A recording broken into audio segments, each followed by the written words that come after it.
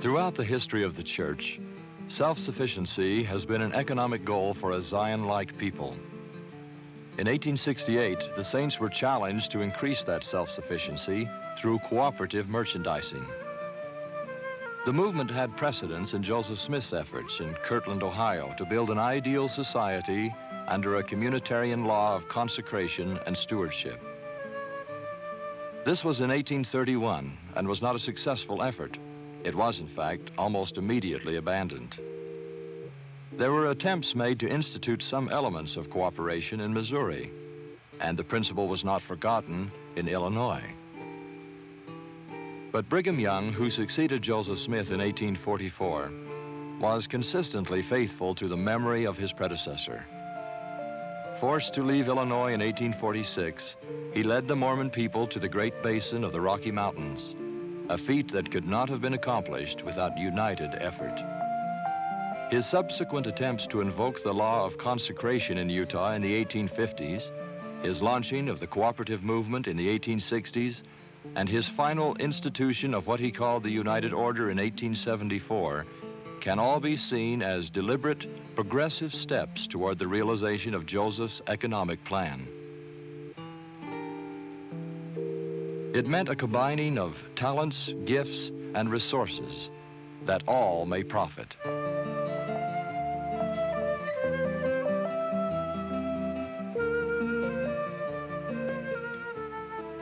During the late 1860s in Salt Lake City, it was evident that some people other than the Mormons were making the profit.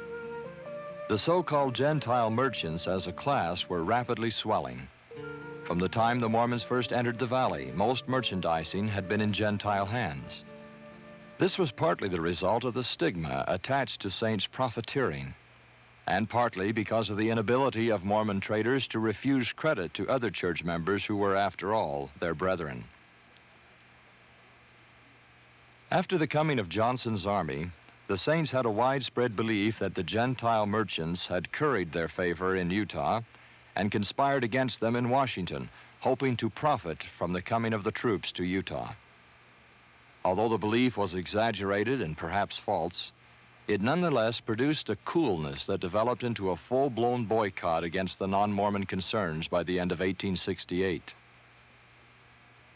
Albert Carrington, an apostle and the editor of the Deseret News, said of the Gentile merchants, "They come here on the wing, remain long enough to become comparatively rich, and depart with what they have acquired. They do not build houses, nor make improvements, except in their own purses, nor develop the country. They are the parasites who have grown or are growing fat off the people. They have impudently advertised that they could sell cheaper than the friendly merchants because they don't have to pay tithing. It's about time that this class should get the direct cut." The strategy for making that direct cut was not long in coming. A first presidency message in 1867 read, "If the saints residing in the settlements over which you preside want dry goods and groceries, let them select brethren in whom they have confidence, and place the means in their hands, and send them to purchase goods in the eastern states." The more wealthy Mormons were encouraged to invest their money in machinery to manufacture the goods themselves. If the people do not improve the present opportunity to obey this counsel, aliens to the government of God will possess themselves of that which the Almighty intended for his saints to enjoy. George A. Smith, a pioneer church historian, reported on the financial prosperity of Livingston and Kinkead, the first non-Mormon merchants. Their store was located in this building, 1 block north of Temple Square. Mr. Livingston had about $8,000, and Mr. Kinkead obtained credit for $20,000 worth of goods in the East. They reported to their creditors that on their opening day, they took in $10,000 in gold. The eagerness with which the people exchanged their means for the goods of the first Gentile firm of Livingston and Kinkead was described by Brigham Young himself. I recollect once going into a store and there being a press of people in the store. I passed behind one of the counters. I saw several brass kettles under it full of gold pieces, sovereigns, eagles, half-eagles. One of the men shouted, "Bring another brass kettle." They did so and set it down, and the gold was thrown into it, clink, clink, until in a short time it was filled. I saw this. The whole drift of the people was to get rid of their money. Unquestionably, the time had come to turn this drift of the people around. Brigham suggested the Mormon people should not trade another cent with a man who does not pay his tithing and help build up the kingdom and pray in his family. In the October Conference of 1868, a resolution was approved unanimously that we sustain only ourselves and those who sustain us. This was reinforced by a series of sermons in conference, editorials in the Deseret News, and subsequent meetings in the wards and settlements of the church under the direction of the church authorities. Within 2 weeks after the close of October Conference, the necessity of establishing merchandising cooperatives had been discussed in every Mormon community in the West. The people were told first that they should not trade with outsiders, that a cooperative wholesale house or parent institution should be established in Salt Lake City, that cooperative retailing establishments should be instituted in each ward and settlement, and that these should patronize the wholesale house in Salt Lake City, that the profits from the retail establishments should go to establish local shops and factories to further supply the people's wants and keep them independent. The reaction of the Latter-day Saints to these meetings, as reflected in their diaries and journals, was almost universally favorable. On October the 11th, Charles Smith wrote, "I went to a ward meeting. Brother A.M. Mauser and G.Q. Cannon occupied the time. They spoke upon the matter of our trading with those who were not of us. Brother Cannon said it was very evident that men were seeking to get rich and build themselves up, and to form that distinction of class in society which is an abomination in the sight of God. He referred to the Nephites, showing that when they began to get rich and drew off into classes, they despised the poor.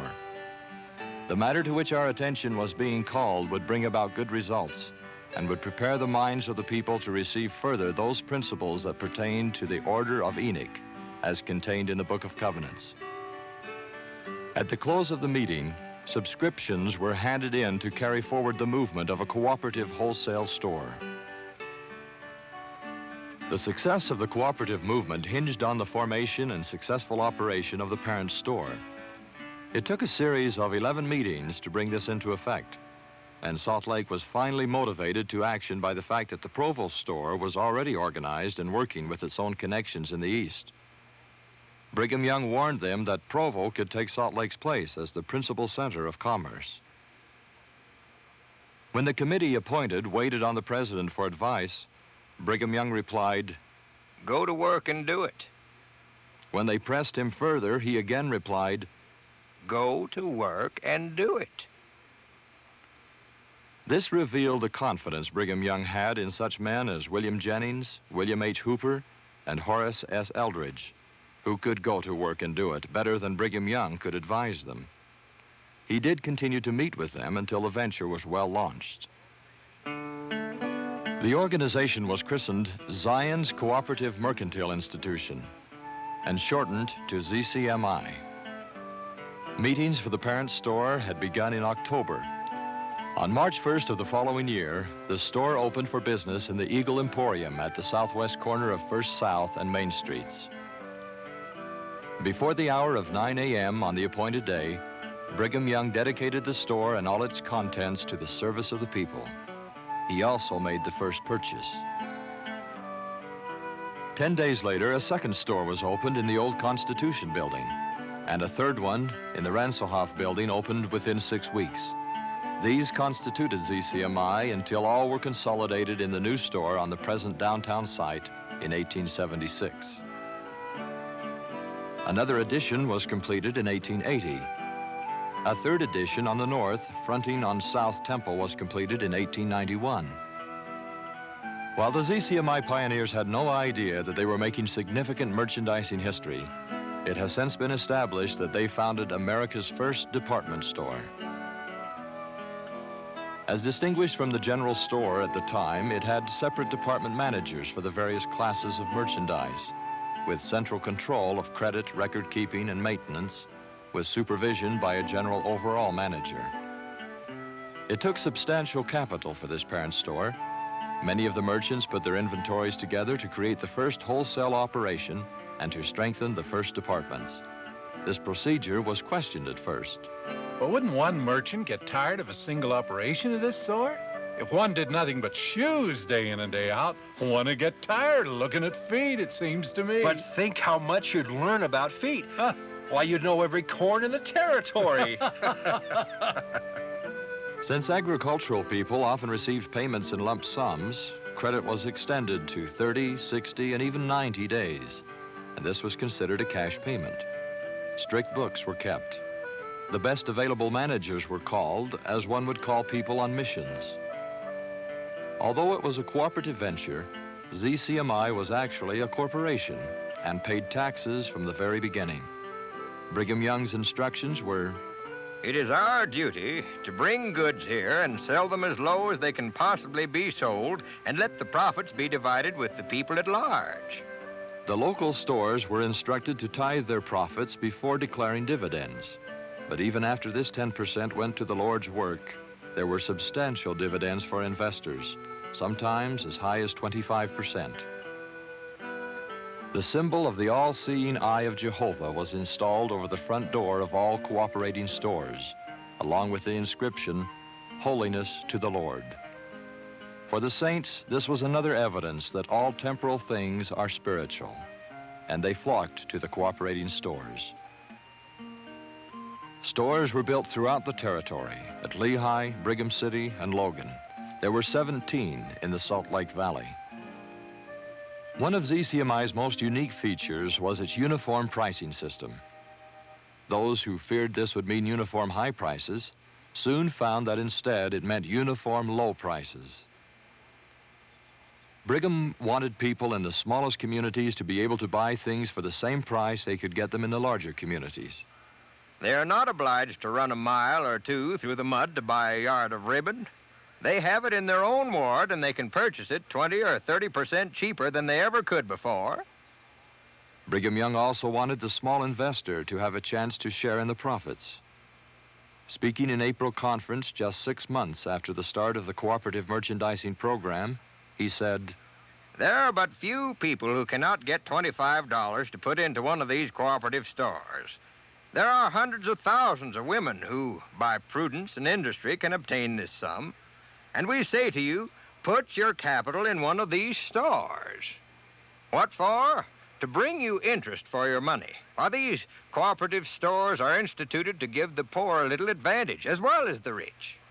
When you start your cooperative store in a ward, you will find the men of capital stepping forward. I will put in $10,000. Another says, I will put in $5,000. But I say to you, bishops, do not let these men take $5,000. But call on the brethren and sisters who are poor and tell them to put in their $5 or their $25, and let those who have capital stand back and give the poor the advantage of the quick trading. the rich were given the responsibility of putting their money into manufacturing. Some of them objected. They didn't want to sell their own business for stock in the new cooperatives. But Brigham Young was adamant that they should do so. As to these little traders, we're going to shut them off. Oh, we feel a little sorry for them. Some of them have just commenced their trading operations, and they want to keep them up. They have made perhaps a few $100s, and they would like to continue so as to make a few thousands and then hundreds of thousands. Instead of trading, we want the rich to go into other business. What business? Why, cotton, brooms, sugar, leather, boots, shoes, baskets. We do not care what they go at, provided they produce that which is of general benefit. Brigham Young was ardently in favor of home manufacture. As part of his Production First program, Brigham Young suggested that women be hired to run the small cooperative stores, and thus release more of the men for the heavier work of production. Another thing I will say with regard to our trading. Our female relief societies are doing immense good now. But they can take hold and do all the trading for these wards just as well as to keep a big loafer to do it. It is always disgusting to me to see a big, fat, lubberly fellow handling out calicos and measuring ribbon. I would rather see the ladies do it. The ladies can learn to keep the books as well as the men. We have some few already who are just as good accountants as any of our brethren. Life for the male clerks was not exactly lackadaisical. Economists generally consider that these requirements in lifestyle for a clerk in a New York store, later adapted for a Salt Lake furniture store, were typical of what might be required from an employee in 1870. ZCMI, as the parent store, quickly captured all the wholesale trade of the territory and much of the retail trade in Salt Lake City. After 4 years, $500,000 in dividends had been paid on an original investment of $280,000. And it was estimated that the people had saved $3 million in the form of lower prices. In most cases, selection was excellent. The manufacturing end of the cooperative was producing boots, shoes, overalls, and underwear, and distributing them to the local stores through the wholesale operation. Following the lead of ZCMI, the local cooperatives began investing in production. Many village cooperatives used their dividends to buy threshers and mowers for neighborhood farmers. If you entered a cooperative store in Cache Valley, you might find shoes and harnesses manufactured in Smithfield, brooms from Millville, woolen goods from Franklin, tinware from Richmond, shingles from Mendon, window casings from Logan 2nd Ward, hand tools from Logan 1st Ward, meat from Wellsville, and cheese from Hiram, all from Cache Valley shops, most of which had 3 or 4 subsidiary industries. The quantity and quality of sheep and cattle was also increased through cooperative herds. The venture was unique, not because it was a cooperative, but because of its priesthood supervision and its religious organization. Eventually, the smaller stockholders sold out, so that ZCMI became more and more a private venture. The parent store often helped other cooperatives, sometimes managing them until they got back on their feet. Brigham Young died in 1877, but he had charged his associates with enthusiasm. ZCMI was the leading wholesaler in the area until the middle of the present century, when the need for retail services became more predominant. During the polygamy persecutions of the 1880s, many of the small cooperatives were unable to continue. In 1882, John Taylor said that if people would be governed by correct principles, laying aside covetousness and eschewing chicanery and fraud, dealing honestly and conscientiously with others as they would like others to deal with them, there would be no objection on the part of the First Presidency if they were to run their own private stores. This decree created a minor boom in retailing in the early 1880s, inevitably expending the field and resulting in a high percentage of failures in the 1890s. By then, the lessons on the value and challenge of cooperation had also been expressed through the Order of Enoch, the United Order. Although none of these institutions, other than the parent ZCMI, continued past the middle of the 20th century, the spirit of cooperation, espoused by their organization, is woven into the fabric of the lives of Mormon people. Mormons are still striving for self-sufficiency, constructing buildings, running welfare farms and factories, donating fast offerings, paying tithing, planting community gardens, working to keep a year's supply, experiencing unselfishness in brotherhood and sisterhood, that all may profit.